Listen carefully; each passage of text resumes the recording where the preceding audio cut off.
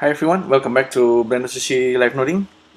In this video, we're gonna do something that's a little bit more experimental, but I think it's gonna be worth it because it opens up and unlocking something that you might not have thought of. So you can see right here, it's what do you see? It's actually, this is like 100 by 100 pixel of an image. It's fairly basic. It's something that you can create using material node and some procedural texture for Blender cycles. This is also something that you can create using the Blender OSL, the open shading language that you can write using I think C-like programming language. But this is done using Sverchok. Let me try real quick and let me save it first, just in case it crashes because I didn't restart my computer overnight. So what's happening right here, I'll just do a quick demo. I'm just gonna change these functions from Voronoi to Perlin. So now it looks like a cloud. I can change it to cell noise, which is just gonna give us this kind of pixelated look. New Perlin or Voronoi crackle, something that's you're familiar with. So what is this exactly? And I can change maybe the color is here. This is, I think that's changing the blue color. This one correspond to the green color. So less green, maybe give you more like a red and purple. So there's like a gradient here, and there's this all kind of there's a multiplier and there's a list zip.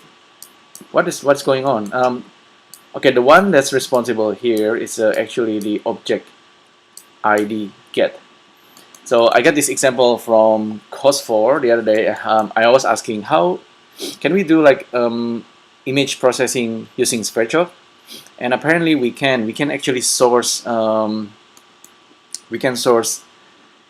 any kind of image texture. Like in this case, I made my own like image texture. Like the way I do it is like create a new, and then I set it, okay, 100 by 100 pixel, which is total of 10,000 pixels all across row and column.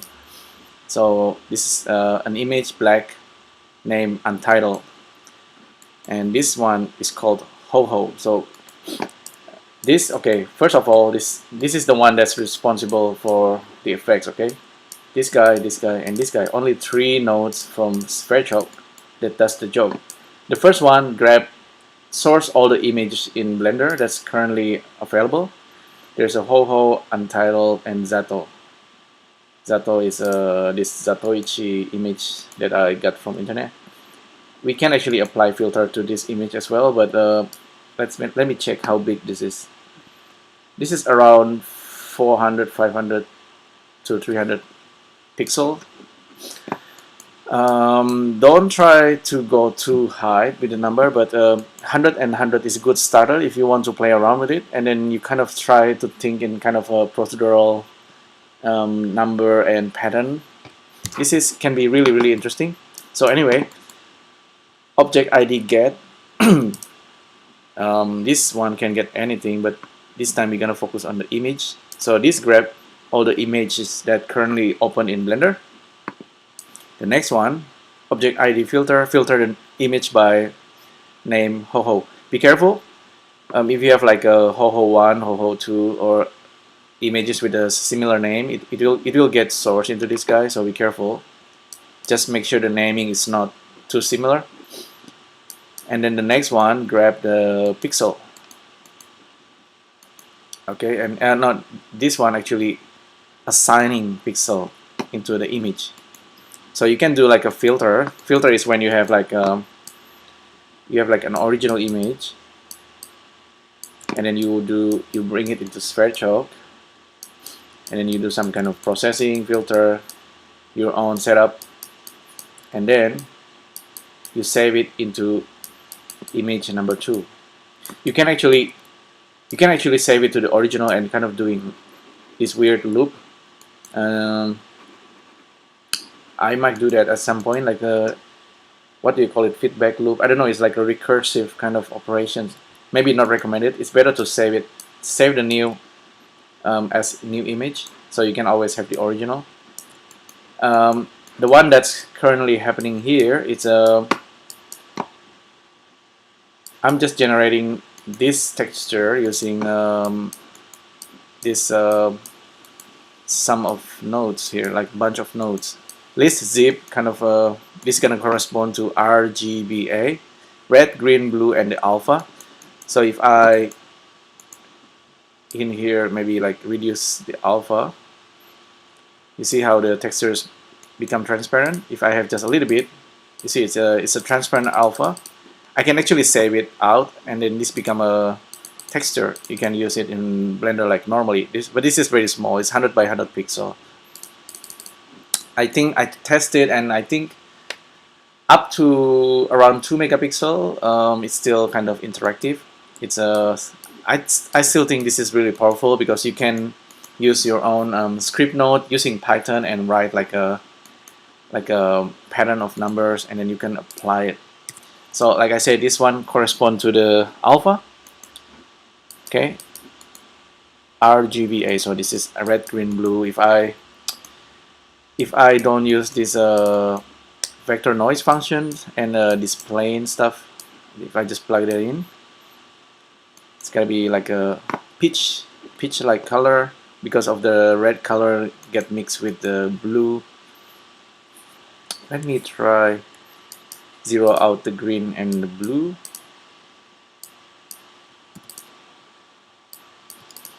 And we get red. Yeah, if I have like a range float of red, we get red to black.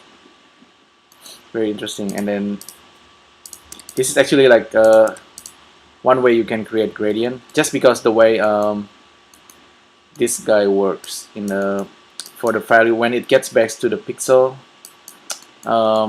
it's some kind of number. Currently we have 40,000 numbers coming into this, and then this guy is processing it. So 40,000 pixel for 100 times 100.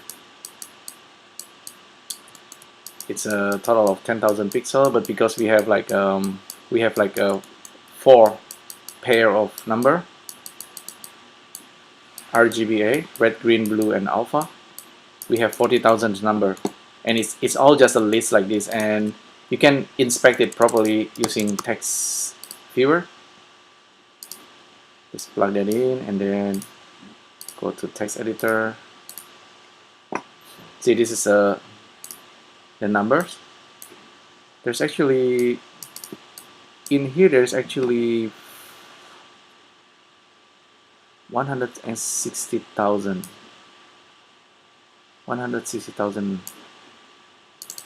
objects. So I might be doing something that's not quite right.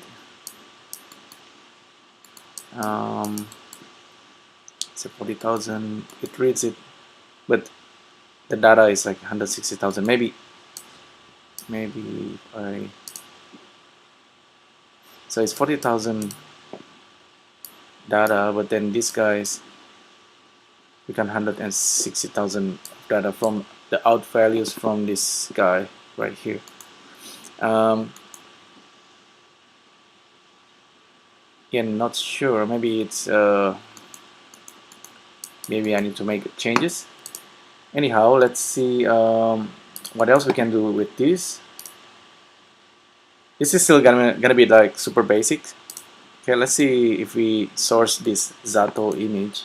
So instead of generating our own texture, let's kind of cut this.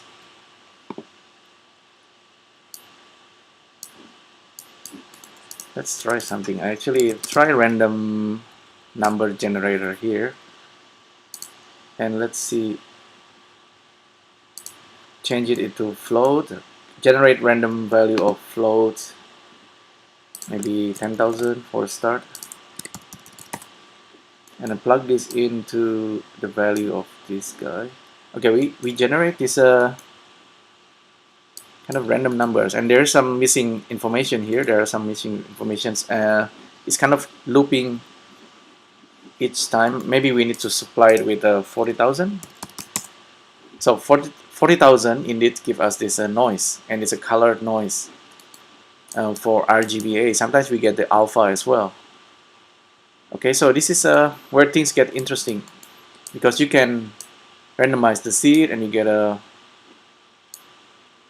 like a random noise generator. It's similar to Cycle's noise procedural texture generator, except that here you have a lot more control. Oh well, at least in the low level kind of control, you cannot work like 4K. It's gonna take like really long time to do that. But 1 megapixel, let's say 1 or 2 megapixel of image, you can kind of play around with this. I think 100 by 100 pixel is a good start. If you try to make like a script node that's generate patterns, kind of animating pattern using Sverchok, kind of, this might you might actually create something interesting. That's normally you would do something like this using processing, and then you have to type it using processing own language, whether it's Java or JavaScript. It's a whole different stuff altogether. This one is fairly simple. It's just using pixel, and it's not a vector. It's a little bit old school, but then again you're using nodes, and it's this inside Blender. Perhaps at some point we can kind of sample this image and turn it into music.